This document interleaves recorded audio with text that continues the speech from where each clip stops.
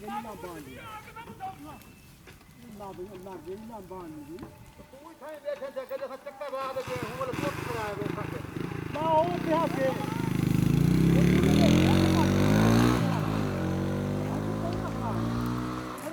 ਥੋੜੇ ਜਿਹਾ ਸਾਥ ਸੀ ਨਾ ਫੋਨ ਕਰਨਾ ਤੇ ਫੈਟੀ ਬੰਦ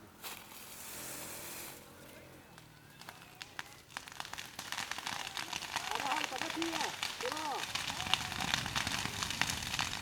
ਆਖੀ ਰਾਸਤਾ ਨਾ